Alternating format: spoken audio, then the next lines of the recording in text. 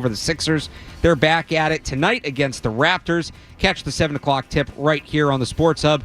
And the New England Revolution lost 4-0 to Columbus last night. Sports Hub headlines are brought to you by Safety Insurance, providing comprehensive coverage for your auto, home, and business. Ask your independent agent about safety. I'm Alex Barth on Boston's Home for Sports, 98.5 The Sports Hub. Your next update at 9 o'clock.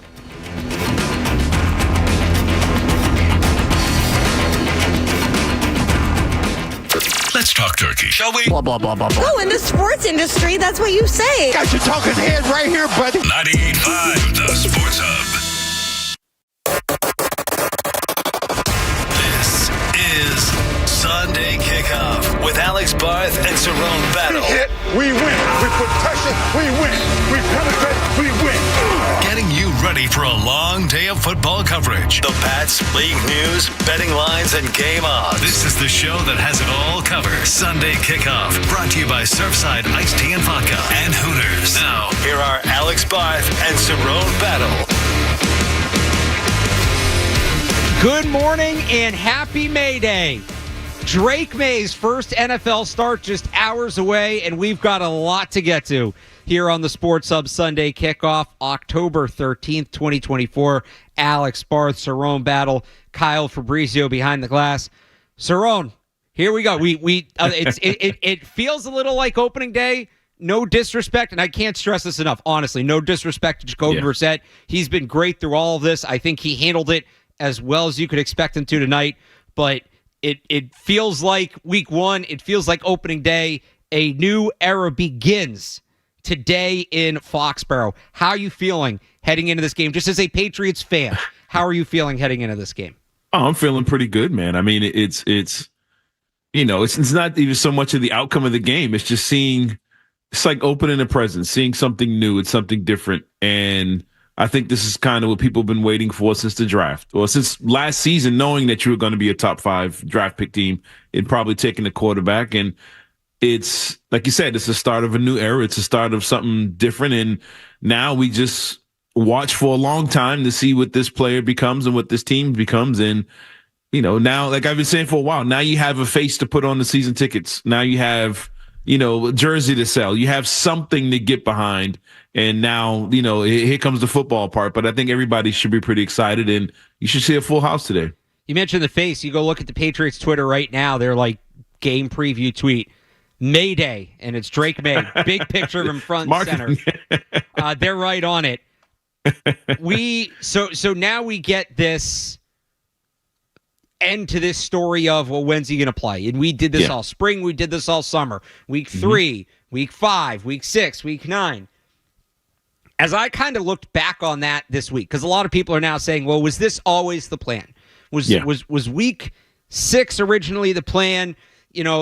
The opponent's kind of tougher, although it's interesting. If people want to check out the Sports Hub Patriots podcast, which you can find on the Sports Hub YouTube channel or on the Patriots audio feed, wherever you get your podcast, Sports Hub Patriots audio feed. I talked to Landry Locker, who covers the Texans down there in Houston, who was kind of blown away that people are kind of this scared of the Texans defense.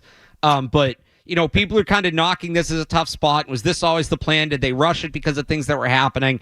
I mean, we can discuss whether or not they rushed it, but I'll say this. I don't think there was ever a plan in the sense of, okay, he's going to start week 5. Okay, he's going to start week 6.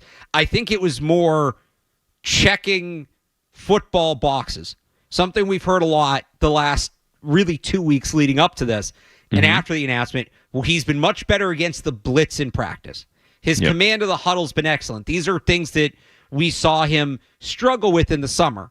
And I don't think that it was ever like they circled October 13th and said, all right, against the Texans, this is the day. This is where we're going to the kid, right?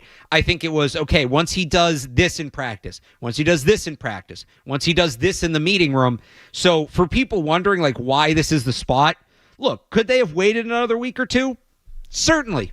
Absolutely they could have. The spots might be easier. I don't know that they're easy.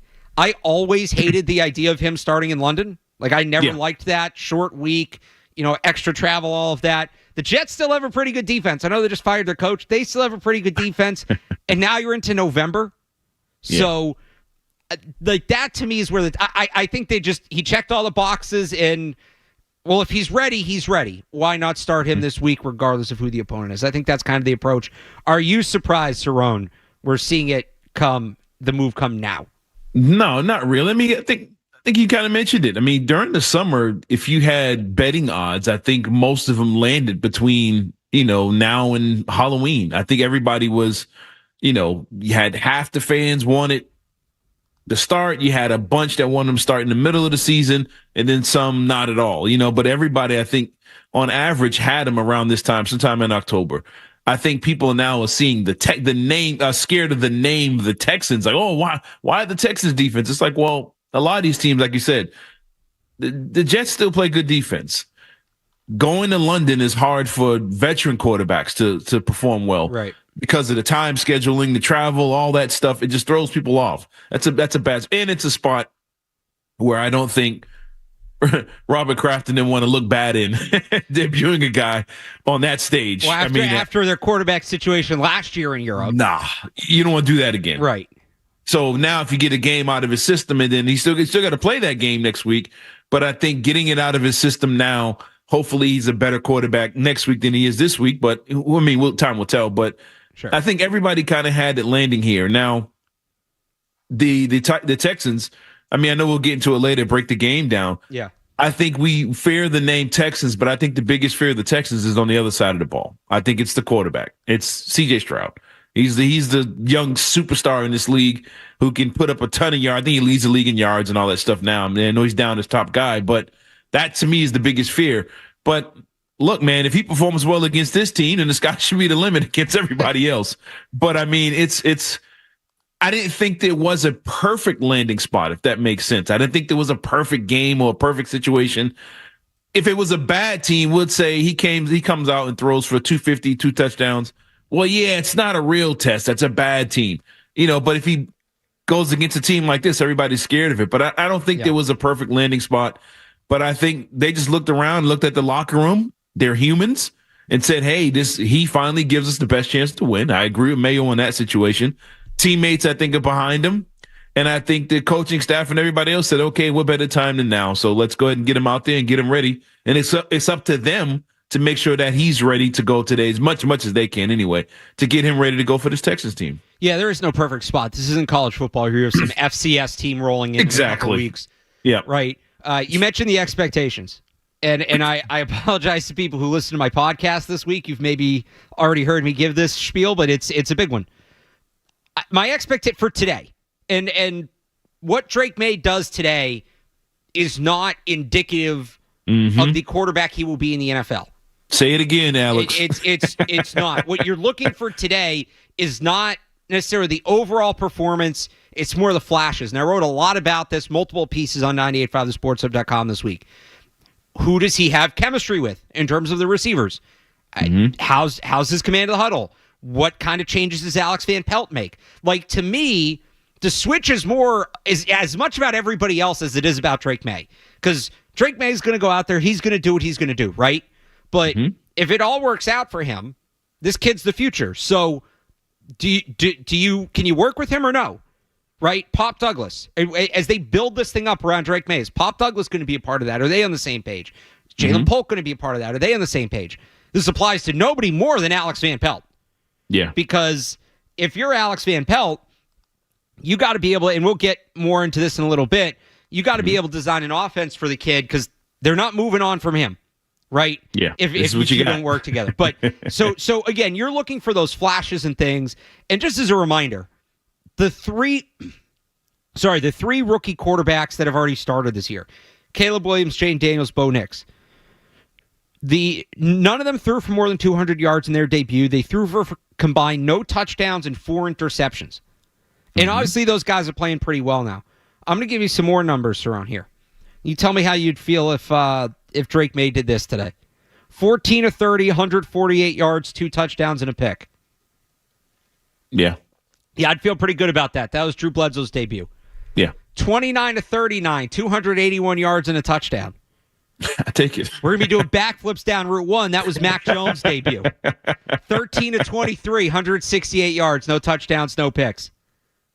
It depends on score on that one, but yeah, Well, I mean, I they think won 44-13, but that's because Antoine Smith had the day of his life, and the defense picked off Peyton Manning 3 times. That's Tom Brady. Look, we'd love it. If that happened to Texas today, oh my God. I'll take 13-23 for 168 if what comes next, right? Yeah. But that's kind of the point.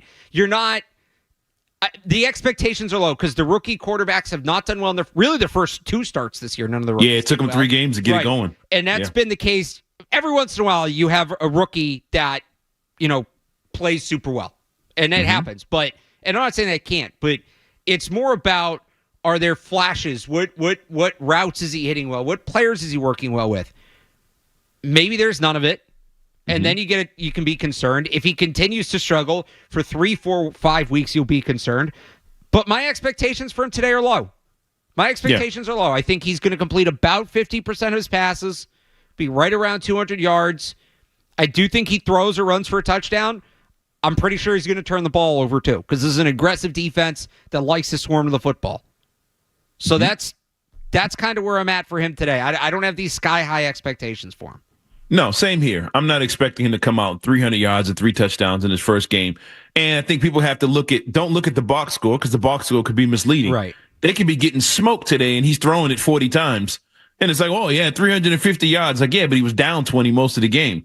I think you got to lower your expectations. I do agree with you. I think he's going to get a touchdown or 2. I think he's going to get something with his legs.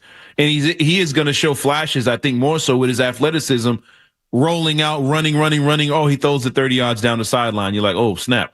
And he's going to have times where he escapes some of these sacks and picks up a first down or something. Like, similar to, I think Bo Nix and Jaden Daniels in their first 2 games had like more yards rushing than they did passing, because their athleticism kind of showed up more than the passing did first. But I think that's what's going to happen with this kid. Crowd's going to get behind that type of stuff. But I think one thing you have to realize, I think I put this on Twitter the other day. Yep. This dude's like Gronk at a quarterback. He's very aggressive when he runs the ball. And I think we're going to love it at some times where he's running and trying to jump over somebody. And the other times we're like, no, get down. Please don't kill yourself. I think he's going to have a couple of those moments today where he does something where half the fans are going to love it and be on their feet, and the other half are going to be like, dude, just get down and get out of bounds. And so I'm looking for an average game from him, but like you said, with some flashes of some real skill thrown in between. Yeah. Look, he's got to be the face of the franchise. He's got to turn this thing around. That's how you justify that pick. Like, he needs to be the face of the franchise. He's not going to justify that pick today, one way or the other. Even if he comes out and throws for 350 yards and 3 touchdowns, I'm going to be sitting here saying, that's just one game.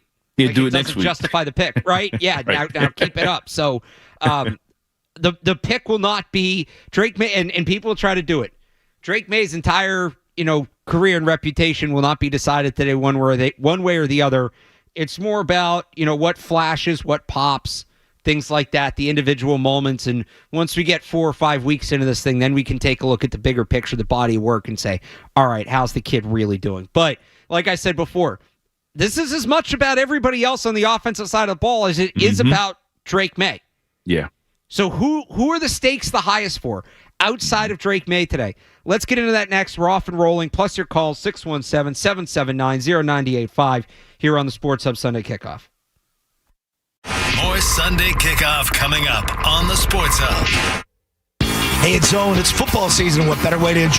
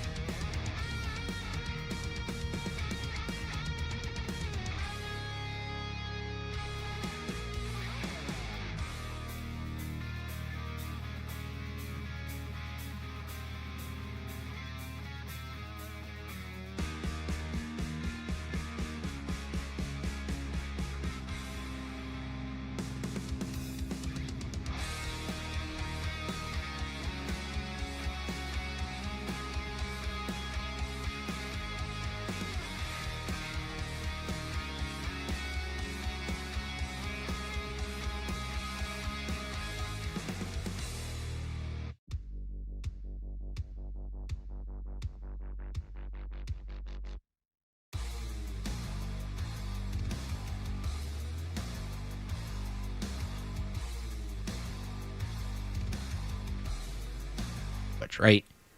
It's just as much about everybody else involved with the Patriots offense because we've heard for 5 weeks, well, there's only so much they can do because Jacoby. Well, they're not doing that much with Jacoby. Well, Jacoby's just this. Well, Jacoby's just that. Not anymore. Not anymore. Now it's the future of the franchise is taking the snaps. So can you work with him or not? Because if you can't, you're not in the future. You're not in the future plans because guys that work with that guy are the ones that need to be here. So who's that going to impact the most? And my mind goes right to two people, one player, one coach. I'll start with Pop Douglas. Not an amazing start to the season. I actually thought last week he had a really good game, but it was the first game he had that he really stood out. I know he put up numbers in that Jets game, but we talked about this at the time, Cerrone. Yeah. The empty calories is how I sort of described that game. It just never felt, even go back to the summer, it never felt like Pop Douglas and Jacoby Brissett got on the same page. Can Pop Douglas and Drake May get on the same page? Now, Drake May this summer compared Pop Douglas to a guy named Josh Downs, who is currently with the Colts, who was May's slot receiver at UNC in 2022, who he had a ton of success with. In 2022, who he had a ton of success with. Like, I want to see those two guys get on the same page. I want to see those two guys work together, especially young quarterback behind a bad offensive line. Like, that's your get the ball out quick guy, right? That's one guy I want to see step up. Another guy, Jalen Polk, second pick after Drake May. These guys should be a part of the future together. Polk has been getting open a lot. I feel like I've come on here and said every week, I like what I've seen from Jalen Polk. They're just not getting him the football. Let's see if Drake May can get him the football. And then I mentioned the coach, Alex Van Pelt. Now, it has not been a great start to the season for Alex Van Pelt. I think he would tell you as much. But the offense they were running for Jacoby Brissett, I understand to an extent why that's the offense that they were running for him. But he's not the quarterback anymore. Now, let's see if Van Pelt can marry some of his core concepts to what Drake May wants to do. Van Pelt wants to be under center. Drake May wants to be in the shotgun. Do they come out? Do they run pistol? Like, they should run a good amount of pistol today. Does he help get Pop Douglas involved more? What can he do without a running game, without Rhamondre Stevenson? So this, to me, is where, the clock starts on Alex Van Pelt. Because even if he's not, bad, right? If it's clear that him and Drake May aren't on the same page, the franchise ain't moving on from the 3rd overall pick. They're not. So Alex Van Pelt now, he's got to prove that he can put something together for Drake May. Yeah, I mean, excuse me. I think this whole time now, this whole opportunity for these guys is the rest of the season. It's an audition. It's an audition. Who's hanging around? You mentioned the receivers with Pop Douglas and Jalen Polk. Man, Tyquan Thornton, this is your last shot, dude. You got to make a play here or there. There's no more, not just him, but the whole receiving group as a core. There's no more stomping your feet and pouting to the sideline saying, man, I need somebody to give me the ball. This is it. This is the guy that's left. This is the guy that's gonna have to get you the ball, and you're gonna have to get open. And if he's got the quick release, if he reads defense quickly and you're open and he finds you, you can't put the ball on the ground. You can't drop passes. You can't not get your feet down. There's little things you got to do to make yourself stand out. Now you got your QB change is probably what you wanted as a receiver. Somebody to give me the ball. So now it's on you. The pressure's going to be on you. If he's hitting you in your hands and you're not getting first downs, the crowd's going to flip on you. And my number two would be not just the receivers. Number two for me would be the offensive line. Yes. In a weird way. And I think they played good ball last week. I thought Brissett had time. I think you guys broke it down a lot all week. Did a great job with that. He had time in key moments in that game. And if they're giving May this kind of time, or if May's getting rid of the ball quick, we could see this offensive line kind of get credit the way Washington's getting right now. Washington was giving up 60 sacks the last couple of years. You get a quarterback in there now who keeps the defense on their heels, is getting rid of the ball quickly. Now no one's talking about how bad the Washington Commanders offensive line is. Amazing how that works. If May has that kind of impact on, he's getting rid of the ball quickly, these guys can all of a sudden get a lot of credit for their protections and stuff like that. He can make them look good, but if they're still allowing the franchise to get blown up, they're going to be auditioning for new linemen come next summer. They're probably going to be doing it anyway, but they're going to have to show themselves this week. And as far as the coach, at the tight ends, I put the tight ends up there too. I think their tight ends are good. I think they're good enough.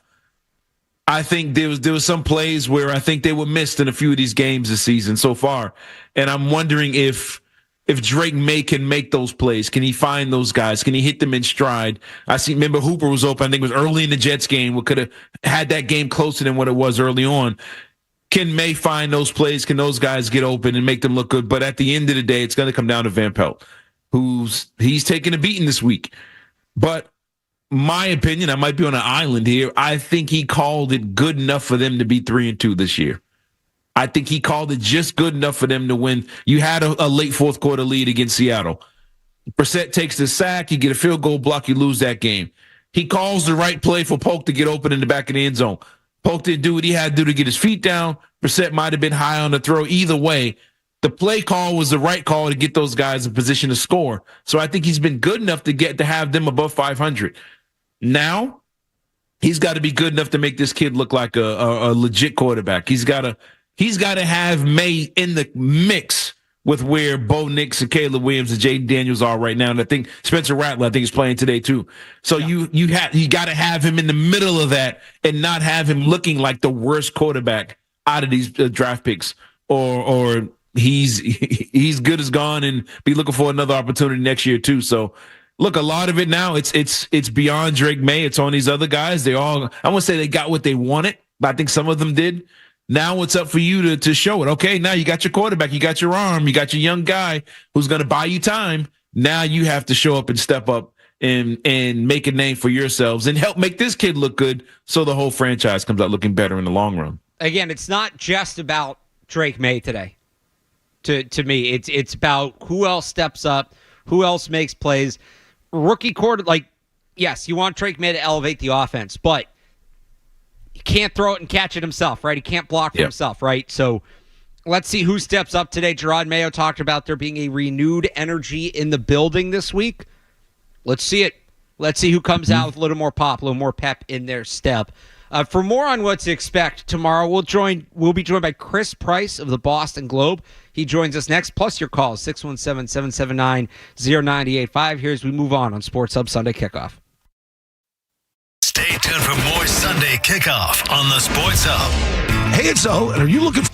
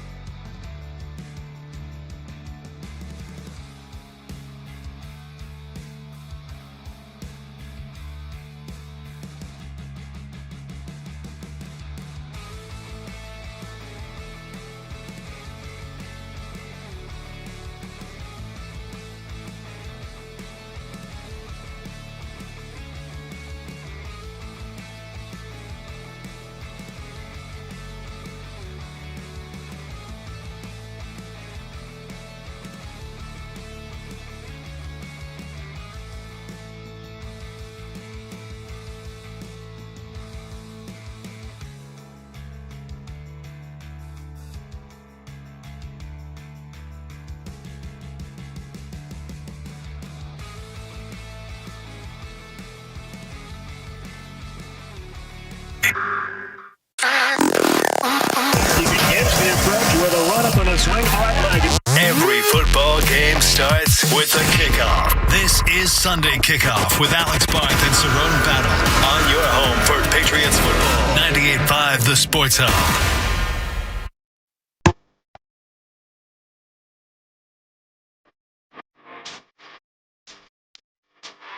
Welcome back, Sports Hub Sunday Kickoff. Alex Barth, Cerrone Battle, getting ready for Drake May's first start coming up in a little bit at Gillette Stadium. Joining us now from the Boston Globe, Chris Price. Chris, good morning. Good morning, my fellow fan of Will Campbell. How you doing this morning? Good. Although I gotta say, Kelvin Banks had a good game yesterday in the Red River Shootout. He really did, man. He really did. It was fun to watch. It is. It's fun to it's fun to scout these college tackles. You know, yeah. It's fun to spend your Saturdays kind of really looking at these guys and seeing, maybe projecting how they look forward. But I'm still a Will Campbell guy. Well, look, they're going to need somebody to protect Drake May's blind side in the long term. Unfortunately, they're not going to have that guy on the field today as Drake May makes his debut. What are your expectations for Drake May? Not necessarily his career big picture, just today in his first career start. I think it's all about him relying on the guys around him today. Having the good sense to, work with the Antonio Gibsons and the Pop Douglases and the Hunter Henrys and the Kendrick Bournes of the world. If those guys can kind of collectively raise their game, and if Alex Van Pelt has created a scheme that leans into his strengths and minimizes his weaknesses, then I think the Patriots have a chance to be competitive. If he goes out there, and I don't think there's no reason to think this, but if he goes out there and tries to put the game on his shoulders, I think it's a recipe for trouble. But if we see a lot of quick stuff, really fast, efficient offense, something that we really haven't seen over the course of the first 5 weeks of the season, then I think May and the Patriots have a chance to be successful today. With this team, with this game today, that being said, how do you see them playing this? Do you see them running offenses that we've seen the first 5 weeks, or do you expect them to be more of not a college style, but more of a spread offense with more receivers on the field and, like you said, a quicker pace, more tempo, not so much walking around, killing clock, that slower style we've seen with Brissett? Do you expect them to be more in a spread offense than we've seen in earlier games? I think it all depends on when they're playing and how successful they are in the early going. I would like to think, they're going to spread things out a little bit right out of the gate and really kind of take it to Houston.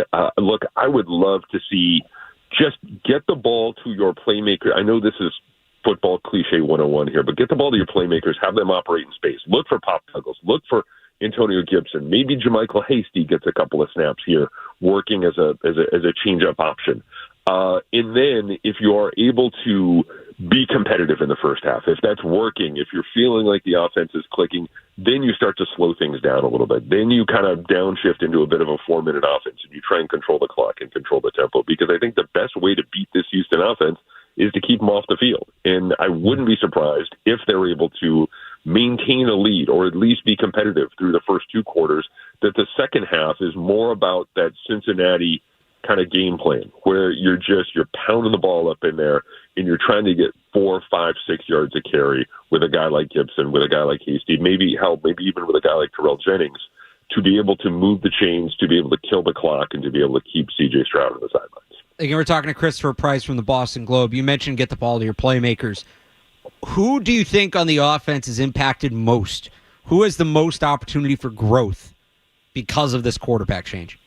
I love this question. It's got to be the wide receivers, right? I mean, it's got to be the Pop Douglases and the Jalen Polks and the Tyquan Thorntons of the world, maybe even Kayshon Boutte, is it because they just weren't getting the ball out quick enough. Now, look, there's a lot of blame to go around the offensive line. Brissett's occasional penchant for holding onto the ball a little bit too long. But if I'm a young wide receiver who has spent a lot of time working with the young quarterback over the course of the spring and the summer months, my time has come. That's how I'm looking at this. Look, and there's no disrespect intended to Jacoby, but look, the pass catchers here have the best opportunity to kind of make up a little bit of statistical ground coming into this thing, because at least theoretically, you're going to have a quicker offense. You're going to have a faster offense. You're going to have a more efficient offense, and that starts with a passing game. It starts with a quarterback getting the ball out on time. And so I would say really the young receivers, or really any of the pass catchers across the board, are the guys who stand to benefit the most from this quarterback change. Do you think the move to switch to Meg versus Texans team, do you think it kind of puts the Texans on their heels a little bit, because they, just like they don't know what to expect from this Patriots offense? And part two to that is, do you think this, with May being at quarterback, do you think it changes their approach of how they attack him, knowing this kid has the ability to, if you whiff, he could be 30 yards up the sidelines? Do you think this kind of puts Houston more in their heels, as opposed to if it was Brissett, they'd be trying to tee off on this guy, like other teams have during the first 5 weeks of the season? Yeah, Cerrone, that's a great question. I think that there is always value in the unknown. I don't know how much it helps you ultimately, especially against a really good defense, especially a really good pass defense like this. But look, Drake May has never taken a regular, I don't want to say never taken a regular season snap, obviously, because of the Jets game. But look, this is the first time he is going to be a starter in the National Football League. There's just a minimum amount of tape on him at this level. If I'm the Texans, I am going back and dissecting everything, trying to take everything I can out of that Jets game to see what he can do and what he can't do. But I think really from a bigger picture perspective, again, there is value in not knowing, not having a complete look at, a quarterback, a guy you're going up against. I mean, Jacoby talked a little bit about it this week, the 2016 game. And granted, it's different rosters, different time periods, but he was able to have success because the Texans really didn't know who he was back when he was a rookie in 2016. So there is some value to that. I do think the Texans have to be more cognizant of the quarterback's ability to run, the quarterback's ability to play a little bit faster. I also think, too, honestly, and we've kind of spent the last few minutes here pumping up Drake May, I'm going to be fascinated by seeing a young quarterback try to play fast in his first NFL start.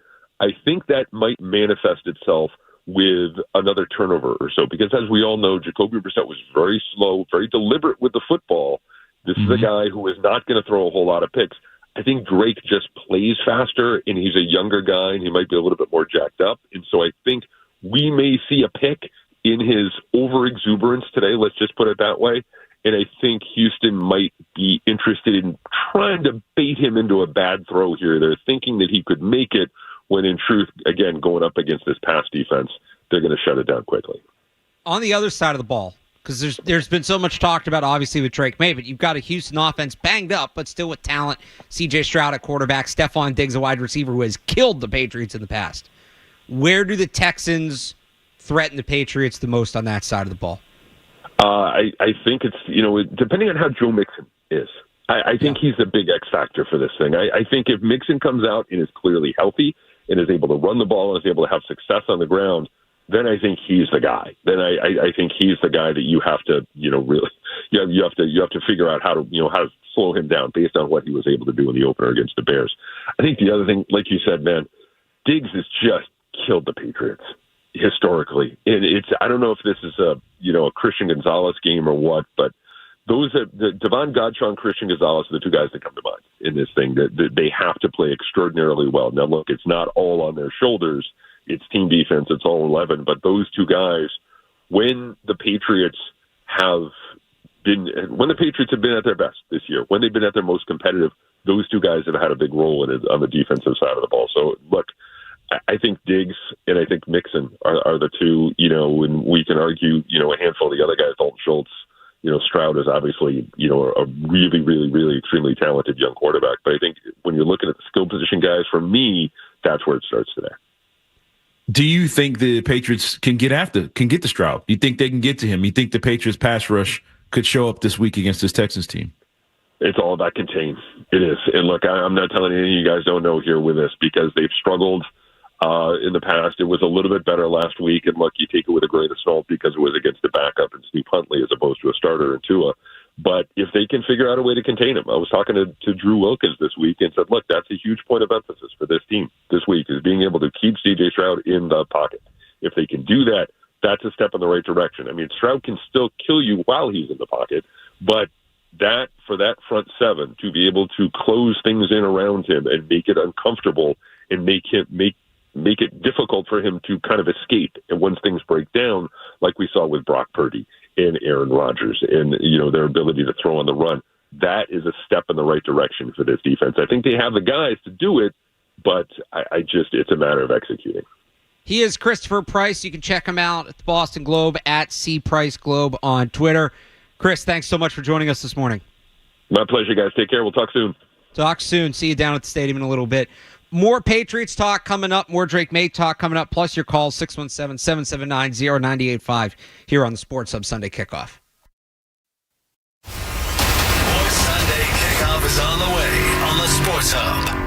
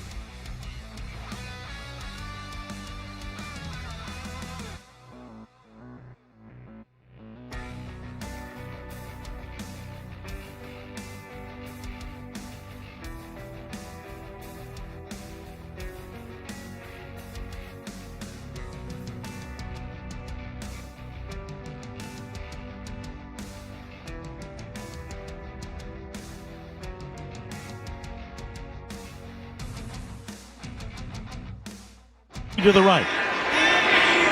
Douglas motions right. A handoff to Gibson, running left, tries to turn it up. He stays on his feet off contact. Left sideline, 45-50. And he shoulders into a defender. Top it over by Marcus May at the Miami 45. Really, really good run by Gibson here. He reminds me of Mostert a little bit. Liked him when he was with the Commanders like that. Diced us up pretty good.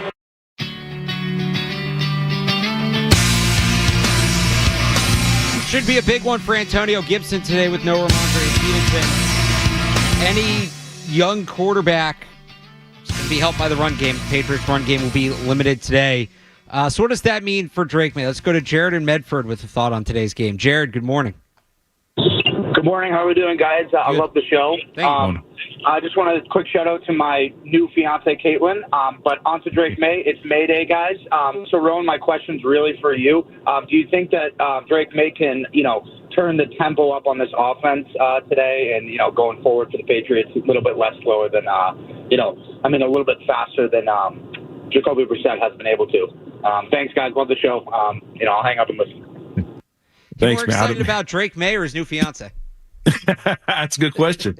It's a good question. Look, man, I hope he can. I hope that the renewed energy and all this other stuff carries over. I hope he can provide a spark. They're at home, and look, first downs here are going to get people on their feet. Not going 3 and out are going to get people fired up. And look, if they can provide time for him.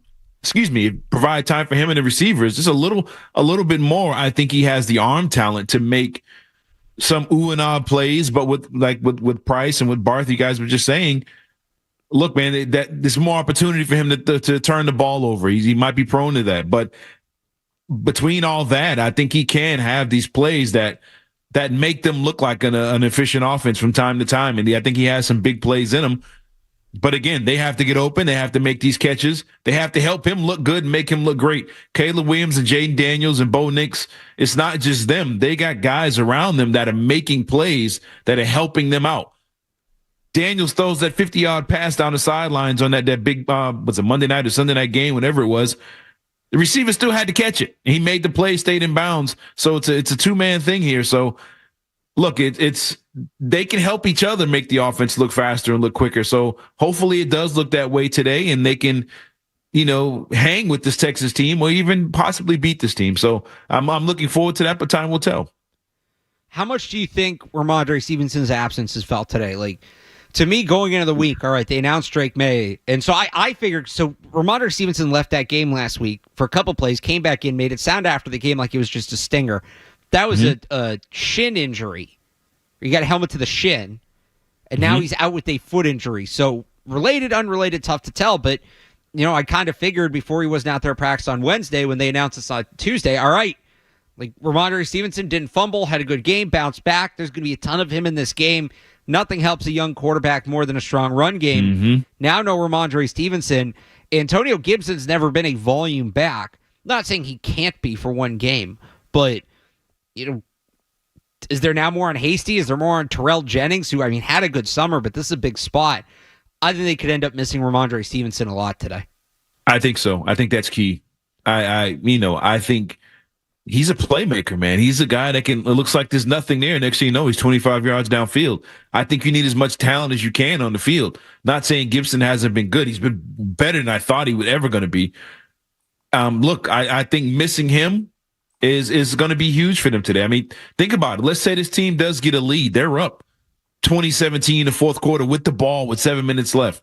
You want Rhamondre Stevenson on the field. You want as many fresh running backs as you can out there, good ones. And you're going to miss him in those key situations, short yardage, goal line type stuff. You're going to miss him. But now I think it puts the pressure on more on the offensive line to help these other running backs look good and see what they can do out there today. But I think not having everybody there for the ground game is a huge blow for Drake May's debut in this offense. Well, I think more so than the big plays, because Gibson can hit big plays. Where I think they're really going to miss Stevenson is he can turn a 1-yard gain into a 4-yard gain. Right? Yes. He can turn a play that should be a loss, get back to the line of scrimmage, 1-yard gain. It's those yards, keeping them on schedule, ahead of schedule, fighting through contact. that's where I think they're going to miss him the most, because with a young quarterback, staying on schedule is so important. Like, they can't be in 3rd and 12s today or 2nd and 8s, right? They've got to be ahead of the sticks as they go. And that's where you go back to the Bengals game where they were so good at that. It's because Rhamondre Stevenson, what was the number that he had? I think it was like 160 of his 162 yards after contact, something like that. Like, that to me is what you're going to miss the most with him, is that ability to stay ahead of schedule. Now, real quick question for you, man. Yeah. I know you break down film way more than I do. Who do you feel out of these backs that are active today? We expect to be active today. Which one's the best at pass protection? And the reason I ask that, if you go back and watch, if anybody watched the Texans versus Bears game, week 2, I think it was a Sunday night game or something like that. The Texans' biggest game this season when it comes to sacks was that Bears game. They had 7 or 8 sacks or something like that. And a lot of the clips that were going viral were the Bears running backs completely blowing assignments and getting Caleb Williams destroyed against this Texas defense. Which one of these running backs do you think would be the best guy to have in on those situations that you would leave in to protect Drake May's blind side or just help chip on a guy without Stevenson being there? I don't know that anybody's over the top about it. I'd probably say Gibson, just from experience. Like, a lot of pass pro for running backs is simply recognition. And so, take Terrell Jennings, right? First career game, that's going to be a tough ask. You know, Hasty's done it. He's a little bit smaller, and this is a big Texans front. So I guess I'd say Gibson by default, but Rhamondre Stevenson is an amazing pass blocker.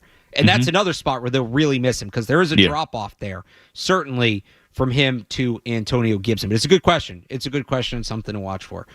We've got an NFL game coming up. As a reminder, there is a London game today that's kicking off in about half an hour, so make sure you set your fantasy lineups. That means we've got to go around the league. So let's get a quick check of these headlines here. Then we'll be back. 90 seconds, no commercials here on the Sports Hub Sunday Kickoff.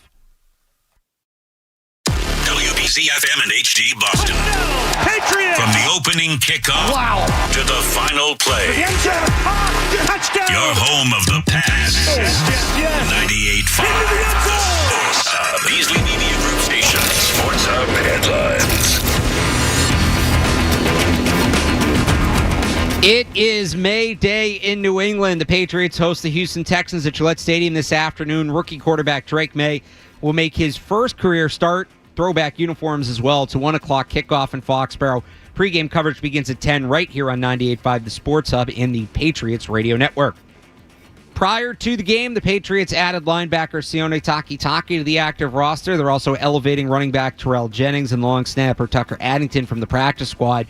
Starters at those positions, Rhamondre Stevenson and Joe Cardona, have both been ruled out. Elsewhere in the NFL, over in London, the Bears and Jaguars kick off in about half an hour. Biggest game of the week's in the 1 o'clock window, where the 4-1 Washington Commanders visit the 3-2 Baltimore Ravens. Jaden Daniels versus Lamar Jackson. In the 4 o'clock window, a couple of NFC playoff teams face off, with the Detroit Lions visiting the Dallas Cowboys. And your game tonight has the Cincinnati Bengals visiting the New York Giants. Quite the day in college football yesterday, highlighted by number 3 Oregon beating number 2 Ohio State 32-31. That game came down to the final play. Came down to overtime at Death Valley, where number 13 LSU beat number 9 Ole Miss 29-26. Overtime out in L.A. as well. Number 4 Penn State beat USC 33-30. Red River Shootout, number 1 Texas all over Oklahoma 34-3. And number 17 Boise State beat Hawaii 28-7 last night, as Heisman favorite Ashton Genty ran for 217 yards and 2 touchdowns, 1 on the ground, 1 through the air. The LCS series are set in Major League Baseball. The Guardians beat the Tigers 7-3 yesterday to punch their ticket to the ALCS against the Yankees. That series begins on Monday. The NLCS starts tonight when the Mets visit the Dodgers. The Bruins picked up an overtime win yesterday against the Kings, 2-1 at TD Garden. David Pastrnak, the game winner. Jeremy Swayman, 33 saves in that one. And the Celtics resumed their preseason last night with a 139-89 win over the Sixers. They're back at it tonight against the Raptors. You can catch the 7 o'clock tip right here on 98.5 The Sports Hub. Sports Hub headlines are driven by the rugged Honda Pilot. Head to your local New England Honda dealer to learn more and see our line of rugged vehicles. I'm Alex Barth on Boston's Home for Sports, 98.5 The Sports Hub. Your next update during Patriots pregame. If you've got the app, you've got Toucher and Hardy to wake you up no matter where you are. Or who may or may not have been to jail. Get the app. The 98.5 The Sports Hub app. You're listening to Sunday Kickoff with Alex Barth and Cerrone Battle on your station for the best football coverage. 98.5 The Sports Hub.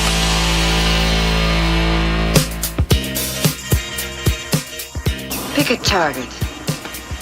You pick it. Take your pick. Pick me. Pick me. I did not pick. There was no pick. Pick him up. You pick him up. Pick. I pick. Pick me, pick me, pick me. Take the teams. Pick one, jerk. All right. Week 6, lot to live up to after week 7 of the college football season yesterday. Dan Lanning, best coach in the nation? Sorry, we'll get into the NFL. We'll start with the Thursday night game, which had the San Francisco 49ers visit the Seattle Seahawks. They only know what they see, so they didn't see, I think, what everyone else saw on TV. Niners pull away in this one late, 36-24, but boy, it looked like Kyle Shanahan was going to blow another one. Yeah, I mean, if Metcalf would have held on to probably 3 possible touchdowns, it looked like he didn't really go for the ball. I think they might have had a better chance of winning that game. Let's move on to today's slate, starting in London with the Jags and the Bears. I'm tired, Grandpa. What do you say? That's too damn bad. 1-4 Jaguars against the 3-2 Bears. Bears 1.5-point favorites across the pond. I take the Bears in this one. I think they're just a better team. They got a lot of things going for them now. Some of their guys are coming back off injury. So give me the Bears in this one, and a close one. I'm with you. Those London games are always close, but I think the Bears win. The Jaguars just have too many headaches right now. All right, game of the week as we start off the 1 o'clock window. The 4-1 Commanders visit the 3-2 Ravens. Oh, sorry. No, all right, we'll just get into it. Crazy this game. Jane Daniels and not the next such and such. Crazy this game wasn't flexed. I mean, obviously CBS is going to protect it, but I think a lot of people upset that this game's not in prime time. Ravens 6.5-point favorites. I think that's a little high, but man, give me the Ravens at home in this one. Look, Jaden Daniels has jumped over every hurdle they've thrown in front of him. This Ravens team at home is going to be tough. That whole 95 corridor and the Beltway is going to be ridiculous today. But give me the Ravens at home in this one. I think that they might still just be a better team than Washington. Ravens are playing well, and I'm going to take the Ravens to win this. 6.5 feels like a lot. I like the Commanders to cover this one. Big spot for Jaden Daniels. Let's see how real this all is. Staying in the NFC, we've got the 2-3 Cardinals at the 3-2 Packers. The Bears are who we thought they were. That's why we took the damn field. Different NFC North matchup today for the Cardinals, no longer coached by Dennis Green. They are 5.5-point underdogs on the road. Yeah, Green Bay. Give me the Packers at home. Judging by the fact that it's 40 degrees where I am right now, Green Bay's probably freezing. So I don't think a team from Arizona is gonna handle that well at 1 o'clock this afternoon. So give me Green Bay at home, pretty big. Forecasting Green Bay today for kickoff, mid-40s and raining. Green Bay by 21. Give me Green Bay, that total 47.5, looking a little high, though, with that. I walked outside. We skipped fall. It did. Skipped fall. Walked outside. I'm like, we're, get a little zip-up vest going with the button down. Nope, straight to sweater weather here. Yeah, that's all she wrote. It's luckily not going to be raining for the Patriots game, though. I think it's supposed to rain a little bit before. We'll talk more about that one coming up next. How about an NFC South matchup between the 3-2 Tampa Bay Buccaneers and 2-3 New Orleans Saints? Go home and play Pokemon. Yeah, Pokemon. Yeah. Don't do that. You can't disrespect Pokemon like that. Pokemon. Jamal Williams there. Bucks, 3.5-point favorites on the road. Yeah, give me the Bucks in this one. I mean, it's a similar situation. You got Spencer Rattler, I believe, is starting for the Saints today. And look, he looked great in the preseason with this offense, who has been pretty good this season. But them losing Carr with the injury and starting a rookie, I know it's a big divisional matchup for them. So give me Tampa in this one, and a close one. But I'm very interested to see what Spencer Rattler looks like in this offense. I'm with you too. Give me the Bucks. The Saints, just every week I feel like they're a little bit worse, and that's obviously not what you want to see. Mm-hmm. Biggest spread of the week between the 1-4 Cleveland Browns and 2-2 Philadelphia Eagles. Like, he's been winning here over and over and over and over. And you know what? We're the Philadelphia Eagles, so we understand we're going to get criticism. They're going to get criticism if they lose today. 9.5-point favorites against the struggling Browns. They cannot lose this game today. They can't lose this game. Cleveland looks like they're falling apart completely.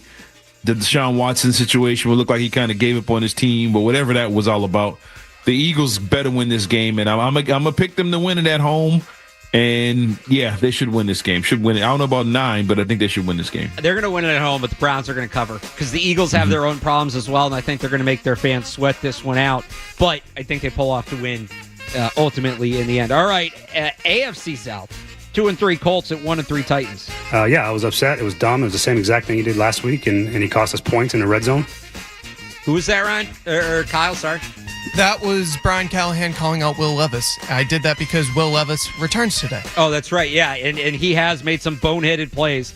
Joe Flacco's not going to make boneheaded plays. You got the Colts 3.5-point underdogs. Man, I got the Colts winning this one for that reason alone. I think Flacco's not going to make the mistakes, and Levis will. I think it's that simple. I think one play here or there will turn it, and I got the Colts winning this one like 2017 or something like that. I'm with you.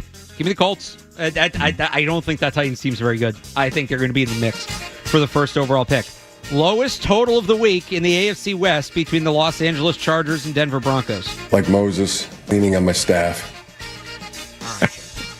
Very nice. Very funny. 36 is the total, 3.5 the spread. Chargers favorited on the road. I feel like every week now it's the Chargers or Broncos that are in the lowest spread, the lowest total game. Give me Denver at home. Again, I don't know what the weather is, but LA team in Denver this weekend, I don't know. But I think the Broncos are playing. Look, they look pretty decent their last couple of games. They didn't look that bad at all. They look far more explosive than I thought they would be. But give me Denver at home. I think they get a lead, and the Chargers can't keep up. It's actually nice in Denver today. High 60s. Oh, really? High 60s, partially sunny. I'll take that. Any day. I'm nice. with the Broncos, though, weather aside. How about the old school matchup here? 3-2 Steelers at 2-3 Raiders. You know, I can't give you all the ingredients to the hot dog. You might not like it. That was a good one. Steelers favored by 3.5. Man, you know what? I got the Raiders at home. I think they get to Justin Fields. I think they get to him. I think they force some turnovers. In a low-scoring game, I think one possession would be it. But I think the Raiders' defense forces the Steelers into some mistakes, and they end up pulling this game off. I'm going to go with the Steelers. I just think what they're doing is working. It's sustainable, especially against these lesser teams. I'm not saying they're going to win a Super Bowl with it, but I kind of like what they've put together there. So give me Pittsburgh as the favorite on the road. We've got another NFC South matchup, a lot of divisional games today. 3-2 Falcons at 1-4 Panthers. I think he got a fine understanding of things that I like, the way how to throw the ball and how to position it. So I feel like we're going to be good. Yeah, I can't get enough Xavier Legette. His team is the underdog at home today, those 6.5 points. Man, this is typical Kirk Cousins Falcons game right here. He looks spectacular one week and then go out and lose to somebody not supposed to. And because I've seen this so much from Kirk Cousins, I'm taking Carolina at home in this one. It's like the sun coming up. You know it's going to happen. I just feel it. Give me Carolina in this one in a close game. I think Andy Dalton has a good game. I'm going to take the Falcons. I'm not quite there yet. I think this Panthers team, I think the shine's off Andy Dalton. I'm going to take the Falcons. Final game in the 4 o'clock window here. The 3-1 Detroit Lions at the 3-2 Dallas Cowboys. Well, I've never seen anybody get their feelings hurt enough that the money couldn't cure. Highest total, 52 points. Lions, 3.5-point favorites going into Jerry's World. Tom Brady on the call. Man, when's the last time the Lions been favorite in Dallas? My God, it's probably since Barry, not even during the Barry Sanders era. That was the best Cowboys. But man, give me Detroit in this one. I think they're the better team.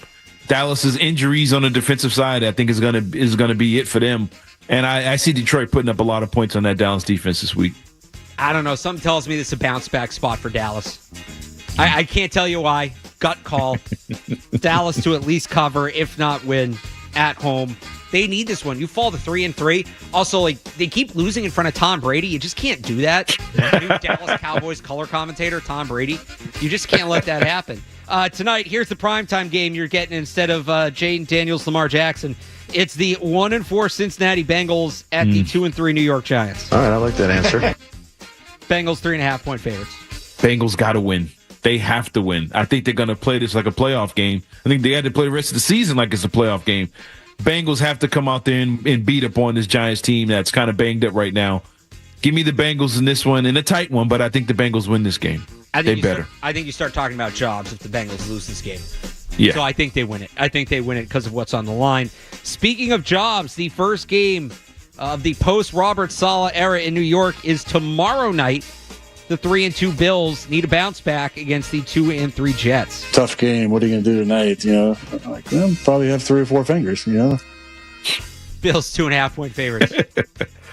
Give me the Bills in this one. I think they're a little more stable right now. I don't know how stable Josh Allen is because he was clearly knocked out last week.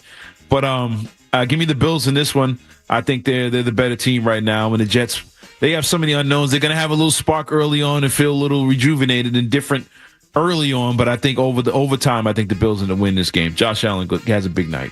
Yeah, Josh Allen should not have been back in that game last week. I'll say this, though. I don't think the Jets are getting rejuvenated. I think it's going to get worse before it gets better in New York. You had a lot of players that like Saleh. The defense was good. The defense was not the problem. Really good. Aaron Rodgers just protecting his buddy. Yeah. So you still have the problem on offense with Nathaniel Hackett. You lose a good defensive coach. Yeah, I think things could get really ugly for the New York Jets in the next couple weeks. I think it starts on Monday night against the Bills team that is in a weak spot, but luckily gets a weak opponent. We've got 4 buys this week. The Chiefs are off, so we're not subjected to the ref show. The Rams, the Dolphins, and the Vikings also off. You got any more thoughts on that? We ran through that pretty quickly. This is a first for us. I just got a question for you, man. How did Jags end up on back-to-back games in London? So they have a deal. Like, they play there every year because Chad Khan owns one of the stadiums or one of the soccer teams or something. Okay. So they have a deal that they play there every year, and then it was like also their turn in the rotation to have like an NFL international game. So my guess is, knowing they were playing internationally twice, they asked the league if they could do it back-to-back weeks. I'm sure the league was more than happy to accommodate that. I'll call that an advantage for the Jags. Yes. In the next week's game, because they'll be out. They're staying out there this week. Like, they're not coming back to Jacksonville to go all the way back out there. They're out there for the week. Yeah, that's a huge advantage. And once I saw that on there, I said, "Oh, it's pretty weird." So that's an advantage. Now, if they go out there and get smoked today, I don't know how hard they'll be playing next week. But yeah, I found that pretty interesting. But it does make sense. Well, some people have said Doug Peterson's on the hot seat. Can you fire him while the team is out there in London? Sorry, you got to book. Not only are we letting you go, you have to book your own international flight home. Yeah, we have to send you home across the pond. That's tough. Might save him his job. That's tough. Yeah, I mean, he's got to wait. Maybe they'll wait till he got home. I mean, think about it. You go out there and you lose this weekend and lose to a Patriots rookie quarterback next week. Yeah, you're going to have to fire him on the flight home. I don't think, if you lose back-to-back games in London, again, it's similar to the Patriots last year. If you embarrass the owner on his stage like this in back-to-back weeks, that's a bad look, man. I think he might end up losing the job if they lose both these games. All right, we're getting ahead of ourselves with this Jags matchup. We'll definitely have more to get to with that next week. Let's get back to Patriots Texans. I want to talk about the offensive line. Also, we've barely talked about C.J. Stroud in the Texans offense, and I think there's some fascinating matchups on that side of the ball as well. We'll do that next here as Sports Hub Sunday Kickoff rolls on. More Sunday Kickoff coming up on the Sports Hub. Hey, hockey parents, Billy Jaffe here to tell you to keep your players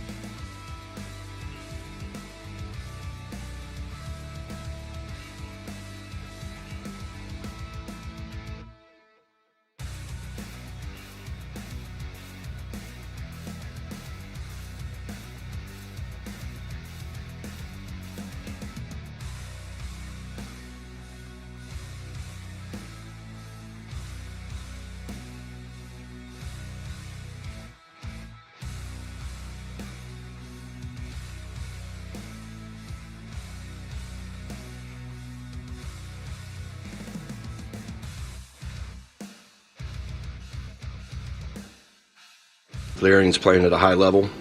He's probably our best pass blocker on that edge. Did a really good job. I thought protection was better as the game went on. We had a couple struggles early, but we're doing better things. And, of course, Trey, when he gets over there, he's going to continue to improve, going from left to right in his second start. And a couple schematic errors, but really cleaned that up as the game went on. Real encouraged about the edges.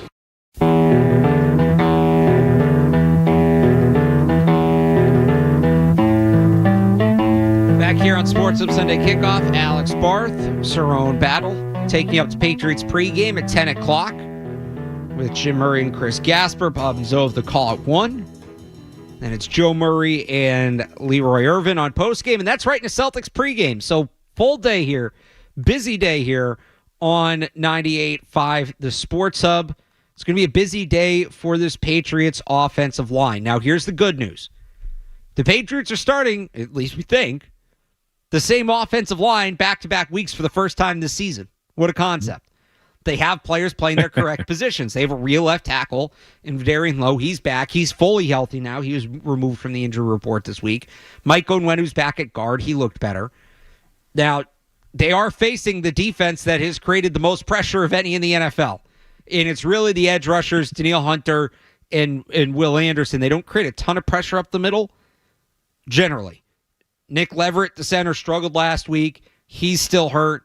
They didn't elevate another center from the practice squad. They didn't elevate Brian Hudson like they did last week, so their backup is going to be Ben Brown, who they signed on Thursday. So I'm a little worried about up the middle, but overall, I'm not saying it's going to be pretty by any means, but I do think you are going to be able to see a difference made that, it's the same group playing together again for the second week in a row. Yeah, and I think where they can be had, what you better do against this team is run the football. I think you have to run the football and put them in situations to where you're wearing out those defensive ends that are coming from both sides. I don't think the Texans have given up 200 yards passing in a game this season yet. And that's pretty crazy in today's NFL to keep the whole team's under 200 yards passing. And you haven't been a team that's been able to really crack 200 yards passing most of the season.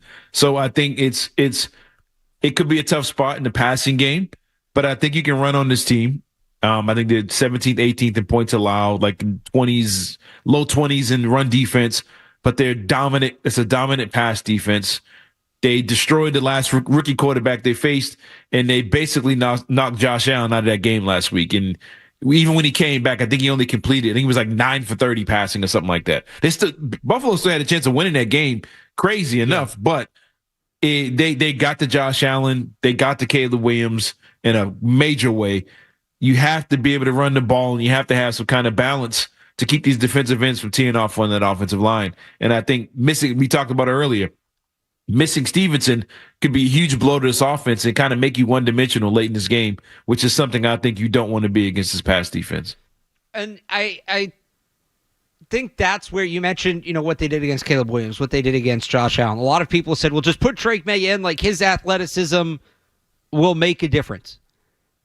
It's going to be tough against this Texans defense because they're a big, fast, athletic defense, and they haven't been beat by some of these more athletic quarterbacks. Now, I think there is something to be said today for Drake May being his own pass protection, and that's both moving in the pocket, getting outside the pocket, using his legs to create time, also getting the ball out of his hands quickly, but these aren't exactly slow defensive linemen or slow edge rushers he's going to be running away from. Not at all. Not this team. Nope. But, I mean, they like I said, they give up like 23 points a game or something like that.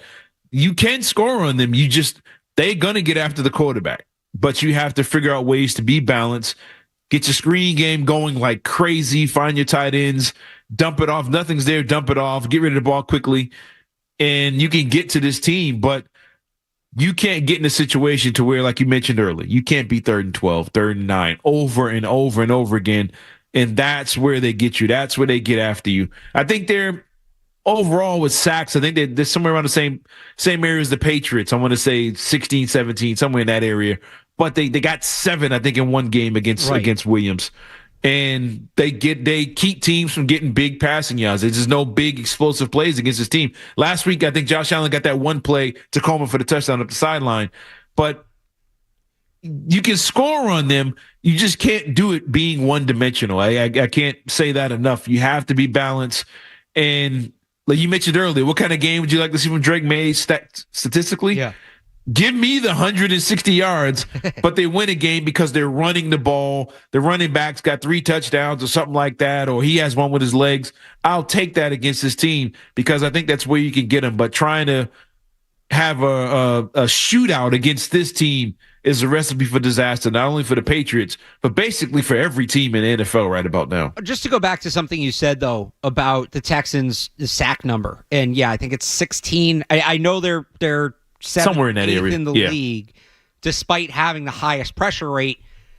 This is not a defense that has turned pressures into sacks, and that goes both ways. Mm-hmm. On one hand, it means, and there's been examples of both of this. On one hand, they don't always finish. They just don't always. They get to the quarterback, but they don't finish bringing him down. But they do turn up the heat on the quarterback, and part of the reason some of those aren't sacks is quarterbacks are throwing the ball too quickly, throwing it under duress, throwing it off balance, and that causes turnovers or causes negative plays. So that's where you want to be careful about Drake May and not put him in too many bad situations where he has to throw under duress. He has to throw through contact because that's what the Texans really want. Yep. If I'm the Patriots coaching staff, I'm telling Drake May, and I'm not telling them like not to scramble or anything, but like it's okay to take a sack.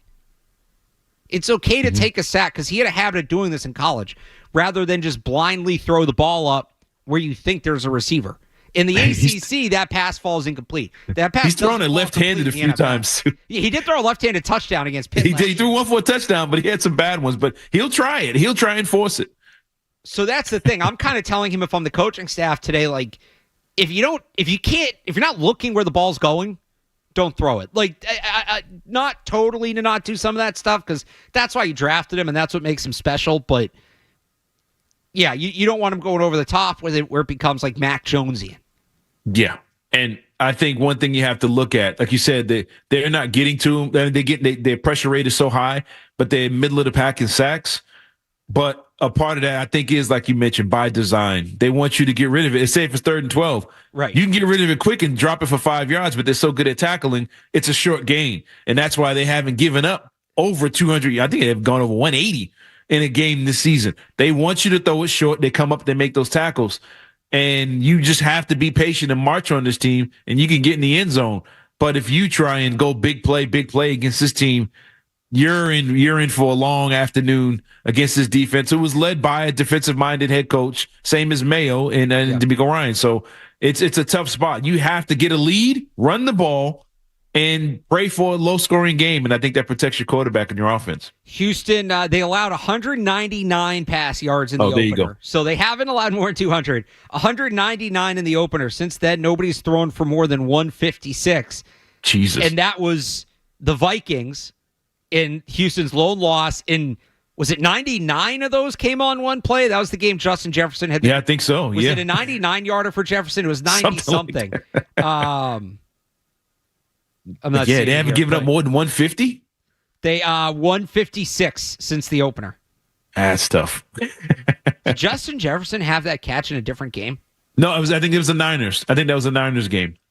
Yeah, they have his longest at 28, though. Did it get called back? No, I think that was the Niners game. He got them. Oh, the Niners game. Yeah. Okay. Yeah. I was looking at. I think he got the game. Niners. That's why I was confused. Yeah. All right, but anyway. They blew the Texans out though. Minnesota destroyed them, and that's probably why. It's probably why they didn't have the big passing numbers. It's probably running it the whole second half. Well, they only ran for 118. Oh geez. Yeah, that's a good pass defense. They did exactly what you've been saying, Cerrone. They shortened a game.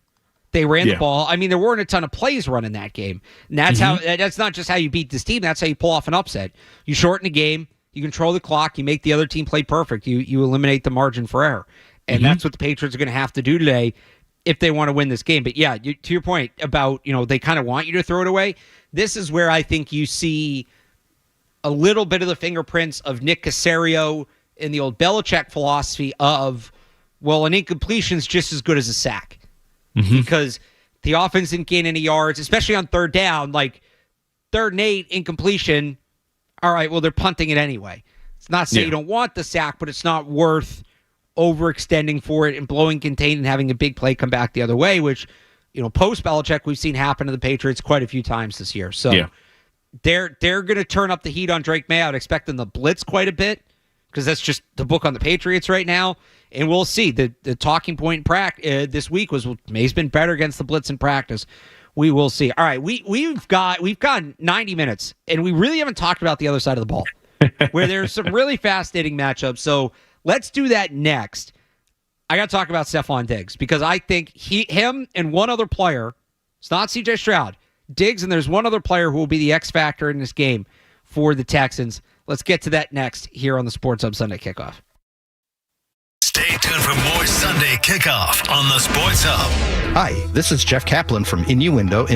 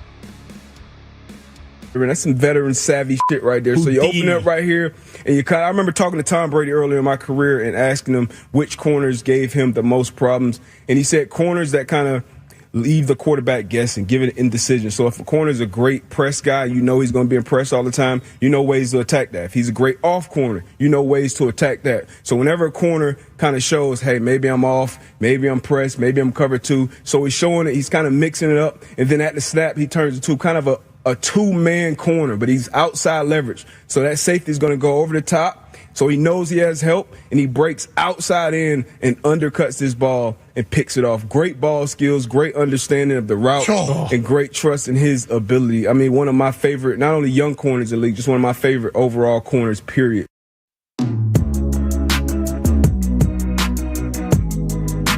High praise from Darius Butler for Christian Gonzalez earlier this week, who will be a key player in this game between the Patriots and Texans. It's Alex Barth and Cerrone battle on the Sports Hub Sunday Kickoff. So when the Patriots drafted Christian Gonzalez 2 years ago, my first thought was, wow, they got top 5 player in the draft at 17. Mm-hmm. My second thought, they finally have somebody to cover Stephon Diggs, who obviously, as we all remember, time and time again, Patriots killer. I'm on the record as saying this. I think Stephon Diggs is as responsible for the offensive surge in Buffalo the last 3 years as much as anybody, including Josh Allen. I think he's one of the most underappreciated players in the league. He's now in Houston. So obviously him and Gonzalez didn't face off last year. Gonzalez got hurt. Even if they had faced off, Diggs was kind of clearly checked out by the time these two teams played. But now you have Nico Collins out. Diggs is wide receiver 1. He's had a good year to start. Now he hasn't had focused coverage because of Nico Collins on the other side, who's been the league's leading receiver. But this is a guy the Patriots have not had an answer for in a long time. And they have their star cornerback going up against him. In some ways, look, I know Tyreek Hill's Tyreek Hill. I know A.J. Brown's A.J. Brown. I know DK Metcalf's DK Metcalf. Mm-hmm. This almost feels like the biggest test for Gonzalez to me because of what Diggs has done to the Patriots. Can he add Stephon Diggs to the list of guys a week after holding Tyreek Hill very much in check? Can he add Stephon Diggs to the list, or will Diggs go Diggs again against the Patriots? Look, I think one thing you got to add to those guys that some of them really didn't have, it's not just Stephon Diggs. It's Stephon Diggs with C.J. Stroud dropping it in his back pocket. It makes it that much more difficult when you have a quarterback who's so accurate and so on time. But look, we like you mentioned, we've talked so much about everything else. If Gonzalez can slow Diggs down and make them go to other options who are nowhere near, I understand Tank Dell, I think he's still there, but he's coming off a major injury and stuff like that. But if you can slow this guy down and really make it hard for the Texans to get up and down the field, it gives you a serious chance to be in this game late. And I think he has the ability to do it. And one thing I'm wondering, you hear a lot of people blame Diggs for this in Buffalo because of him constantly begging for the ball. I'm open, I'm open, I'm open. Did it cause Josh Allen to turn the ball over, trying to force it to him? Could you see a similar situation to where Stephon Diggs is known all week, I'm the man now. I'm back to I'm him again. Is he going to show that on the field in some situations and kind of show frustration and kind of force them to force him the ball in situations against Gonzalez and get them burnt? And that's what I'm going to be looking for. But if Gonzalez can take away Stephon Diggs in this game, it changes how we look at this game completely from the offensive side of the ball with the Texans. Maybe there's some of that with Diggs. Everything I've heard, he's been a consummate pro down there. He's a captain. He's picked as a team captain, which says a lot. Mm-hmm. But it's not even that Tank Dell, doesn't have it. But I think across the board, the Patriots have some good matchups. Like Jonathan Jones, Marcus Jones can cover Tank Dell. Mm-hmm. You're going to put Isaiah Bolden, maybe Marcus Jones on Hutchinson on the outside, Xavier Hutchinson, who has some size, and maybe there's a mismatch there, but if they win because Xavier Hutchinson had 6 catches for 100 yards and a touchdown, you tip your cap, right? If they can beat you throwing a Xavier Hutchinson, all right, so be it. The guy that worries me, aside from Diggs, is Dalton Schultz, because the Patriots have had trouble against tight ends this year. They're obviously not going to have Kyle Duggar. Or sorry, they're obviously not going to have Jabril Peppers. Kyle Duggar's a game-time decision. So who's covering the tight end? Is it Marte Mapu, who Mike Reese wrote this morning they're very high on in that role? Is it Del Pettis, the rookie? Does Isaiah Bolden get some run there? Schultz had a slow start to the season. Mm-hmm. Nico Collins goes out last week. Schultz has 6 targets in the second half. Yeah. He is a guy I think they're going to hammer the ball to, and the Patriots are going to need an answer for Dalton Schultz in this game. Like I said, if Hutchinson goes for 100 yards and a couple scores, good for the Texans, right? Yeah. Schultz is the one that, I think they're going to try to win with, and the one that can really actually hurt the Patriots. Yeah, I mean, you again, that goes with, if you can take away Diggs without bringing extra help or anything like that, play them straight up, then you can focus on these other guys and try and cover up on these tight ends or that particular tight end, or put guys into pressure and send them towards Stroud. But you have to be able to match up on the outside. And I think you're right on what the other guys. If the other receivers are beating you, then so be it. There's nothing you can really do if these other guys are lighting you up. They're just a solid offense. But if you can take away the big names, Schultz, Stephon Diggs, and I think Joe Mixon is a big part of that. Not only because I have my fantasy team and he's been out, but I want to see what Joe Mixon's going to do. And look, Joe Mixon, he's weird. He never looks like he's dominating a game, and then you look up and he has 120 yards and a touchdown like that. When did that happen? I think if you can, same with the Patriots, if you can make the Texans a one-dimensional team and make them march downfield and dink and dunk to some of these other guys, that's more opportunities for them to make mistakes, procedure mistakes, holding, hands to the face, something that makes them, set them back, that just kills drives. So you have to make them march and eliminate the big plays. You can't let these guys get big chunk yards, 20, 25-yard plays down the field. And I think Gonzalez is up for the challenge, man. I think he takes Stephon Diggs out of this one to where he's not a major playmaker. And I think the defense plays a decent game today. Not saying they'll win, but I think they'll play a decent game. Mixon's another tough one. So he hasn't played since week 2.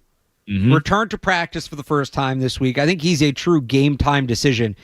They have not had a run game without him. Yeah. He's averaging 4.7 yards a carry. Cam Akers, the backup, a full yard less. Dare, I always butcher this one, Oungawa, their third-string running back. Yes. Is averaging less than 3 yards a carry. If Mixon plays, it completely changes things. Without Mixon, they are a one-dimensional offense. So whether or not he comes back when he looks like, if I'm the Patriots, assuming Mixon play, well, even if he doesn't, I dare the Texans to run the ball early. And I think, frankly, you want the Texans running the ball. You want it out of C.J. Stroud's hand to begin with. But, Mixon's the kind of guy where you may have to say, all right, we actually have to dedicate something to the run and just hope we hold up in coverage. I'll let him run all day with Cam Akers. Or if Joe Mixon's hobbled, I'll let him run all day with a hobbled Joe Mixon. Yeah. Do you think a 40-plus pass attempt game for Stroud benefits the Patriots more or the Texans? That's a good question. Comes down to Gonzalez and Diggs, right? I would say probably the Texans, because if you're comfortable throwing it that much, you're probably throwing the ball pretty well. Yeah. So I would say the Texans. I also just think if he throws it 40 times, and we talked about this in the last segment, the Patriots are not shortening the game. The Patriots are not controlling possession, controlling the clock. Last week, this is something that has changed. So when Miami scored the go-ahead touchdown last week, with 5 minutes to go in the fourth quarter, that was their 72nd play of the game offensively. The Patriots had run 41 plays to that point. A 30-play discrepancy is wild. And this is where we get into complimentary football. That's as much, if not more, on the offense than the defense. The offense couldn't stay on the field. And so the defense got overworked, and they were gassed on that last drive. You can't have that happen again this week, especially against this team. So if Stroud's throwing the ball 40 times, that tells me the Texans are... So for context, 72 plays last week for Miami when they scored. They ended up with 75 with the kneel downs. The average NFL team runs about 60 plays in a game. So it wasn't way above, grossly over the top, but it's noticeably more than average. You can't have Houston running 70 plays again. You can't have the defense on the field for 70 plays again. And if Stroud's throwing 40 times, is he going to throw 40 on 45 dropbacks or on 45 plays? Probably not. If he's throwing the ball 45 times, that means the Patriots offense couldn't stay on the field. And if that's the case with Drake May, that it's as bad as it was last week, yikes. I know I said before my expectations aren't high. Yeah. They're higher than that. Yeah. And I mean, and the difference between them and the Texans and the Dolphins is those are touchdowns instead of field goals that you were getting from Miami last week. So, yeah, you're looking at a 40-point game if that's the case. Yeah, I was just wondering if you could put Stroud in a situation where he's throwing it, but he's not comfortable throwing it. It's out of desperation. Like, man, I got to figure something out. And he's just saying he's a guy that's going to turn it over a lot, but get him in a situation where he's not comfortable throwing like he normally is when he's at home with all his weapons around him. You want to do that, you got to get a lead, which again goes back to the offense, which Evan in Boston has a question about. Evan. Yeah, I think this Drake May guy is legit. I was at Pitt. I saw him, being tackled and throw with his left hand. I think he's a very talented kid. He can make things happen. I know the offense is not great. They don't have a lot of great personnel there, but I think he's going to make some things happen and surprise a lot of people. So that, to me, is how you make C.J. Stroud uncomfortable. And thanks for the call, Evan. Yeah. Get up 7-0, 10-0. I don't think Houston has a ton prepared for this week to play from behind. Because, I just don't, they have been, or not a ton prepared, but last week, they blow a big lead, right? They've kind of been just away, pulled away from teams. They haven't had to play a ton of catch up. You want to make them uncomfortable, put them in a spot they haven't been in this year, which is trailing early. And that's going to come down to Drake May. Can he do that? And what does his first game look like? Game picks coming up next as we close it out here on this Week 6 edition of the Sports Hub Sunday Kickoff. More Sunday Kickoff is on the way on the Sports Hub. A great team is about working together, whether your team is your family.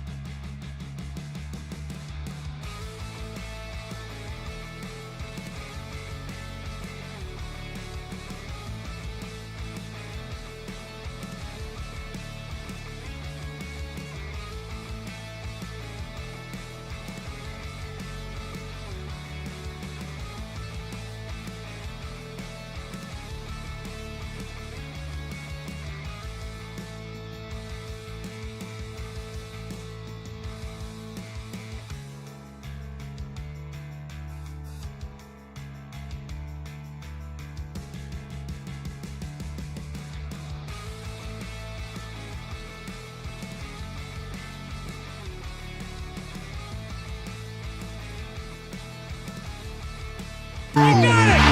Richardson left-handed, Jalen drives right down the middle! On top of the mountain for now, for all time. It is banner 18. Boston Celtics basketball is back this weekend on 98.5 The Sports Hub. The world champion Celtics in preseason action at the TD Garden tonight. Right after the Patriots, it's the Celtics and the Toronto Raptors at 7. Grandy and Max are back to bring you the action all season long as the Celtics look to defend their title on your home of the Celtics. 98.5 The Sports Hub. Alex Barth and Cerrone Battle are here, talking football every Sunday morning with the insiders and with you. It's Sunday Kickoff on 98.5 The Sports Hub.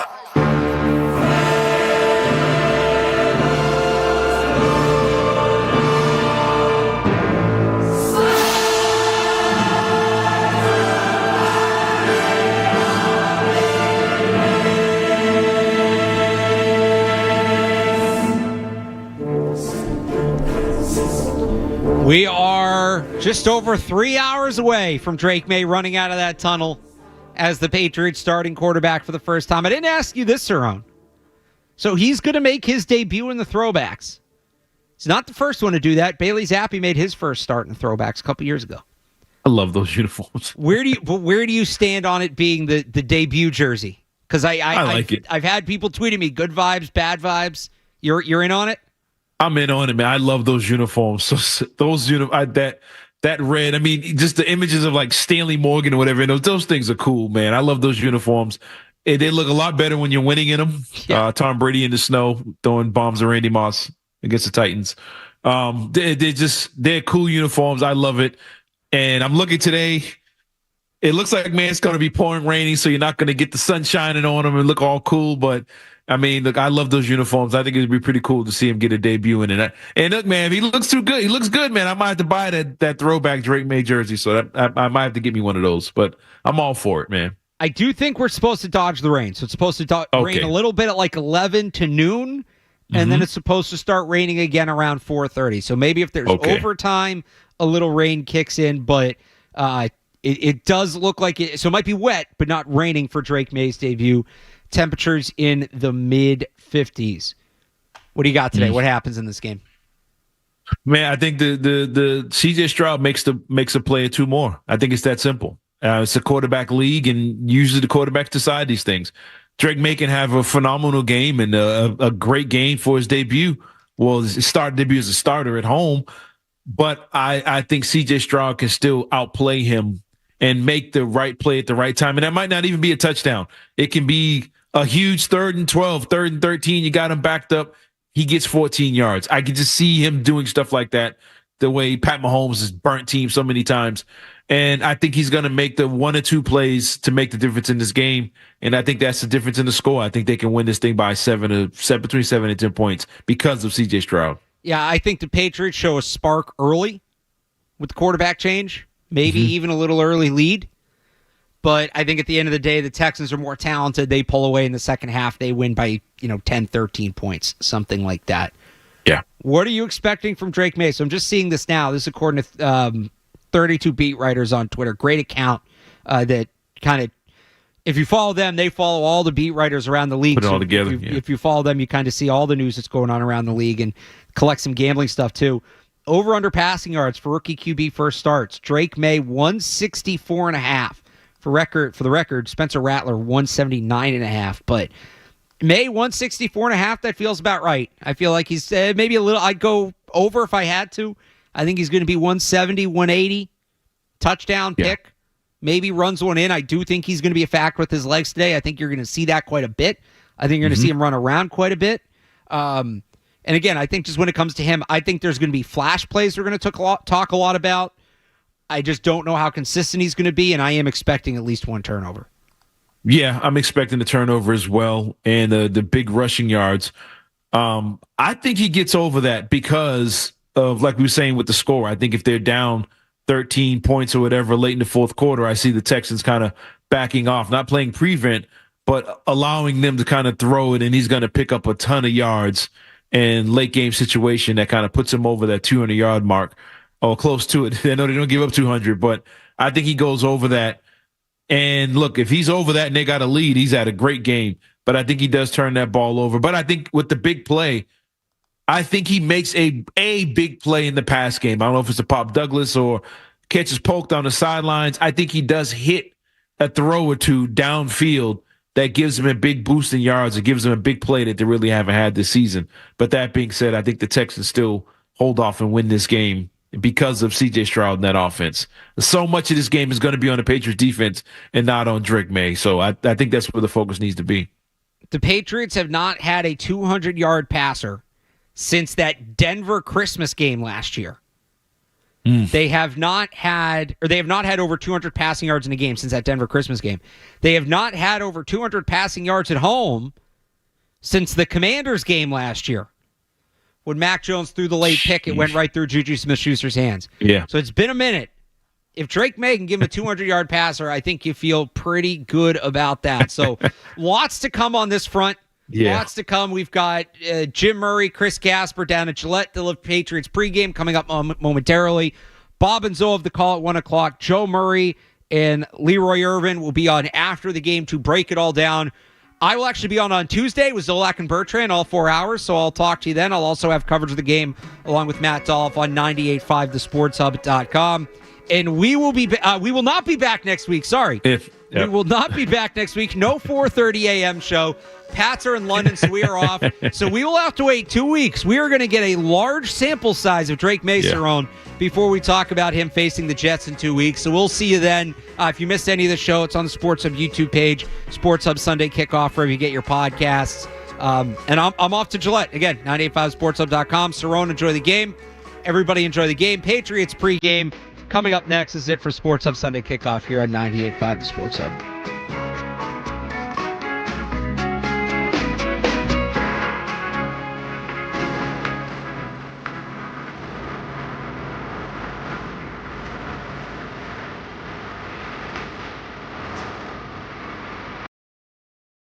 WBC-FM and HD Boston. Patriots! From the opening kickoff to the final play. Touchdown! Your home of the Pats. 98.5 The Sports Hub. Beasley Media Group Station. This is Patriots Preview, driven by the all-electric Honda Prologue. Jones to backpedal, right